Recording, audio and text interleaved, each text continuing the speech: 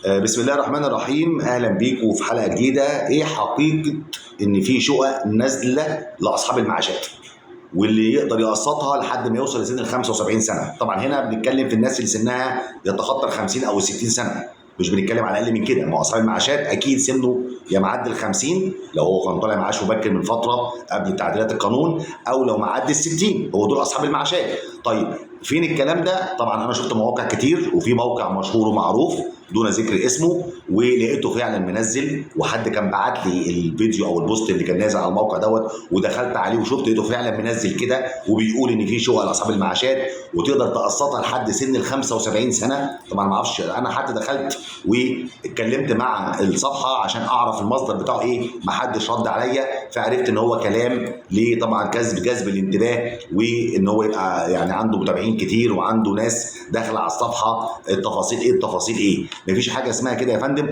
اقصى سن لوزاره الاسكان لحد وقتنا هذا وكل اللي فات 50 سنه. اكتر من 50 ما ينفعش تقدم تبع وزاره الاسكان على شقق محدود الدخل او متوسط الدخل، ما ينفعش.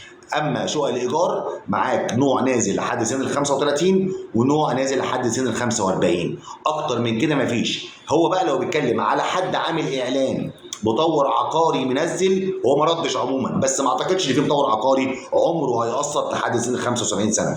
دي ما اعتقدش ان هي موجوده اصلا في الاسواق المصريه خالص يعني، او سوق العقارات المصري. الناس الوحيدين اللي واخدين استثناء في الكلام ده هم سكان قانون الايجار القديم بس، نظرا للقانون اللي نزل، عشان طبعا ده قانون استثنائي وبيعدل وضع معين، فهم مستثنينهم من الموضوع ده، ويقدر يقدم على الشقه دي مهما كان سنك على شقق اللي الدوله هتنزلها كمستاجر قانون ايجار قديم بس. هو ده اللي واخد الاستثناء. اي حد قاعد في قانون جديد وسنه كبير ما يقدرش يقدم على شقق تبع الدوله، تبع وزاره الاسكان. الكلام ده غير صحيح ومش موجود. انا طبعا عملت الفيديو دوت عشان حجم الاسئله اللي بتجي لي على الموضوع ده كتير جدا. طبعا انا عارف ان في ناس كتيره جدا سنها كبير وعايزين شقق، طبعا ده مش متاح، فانا حبيت اعمل فيديو عشان اوضح النقطه، عشان ما اقدرش ارد على كل واحد لوحده، بما اني بتكلم على الاسكان وبتكلم على المحتوى بتاعه، وبقدر ان انا اساعد الناس في الموضوع دوت، او ان المكتب عندي بيقدم الخدمه ديت. فعشان انا عندي الخبره الكافيه في القصه دي فبتكلم فيها بالشكل العملي والشكل القانوني. فانا حبيت اوضح ما فيش الكلام ده في سوق العقار المصري، سواء مطور ما اعتقدش،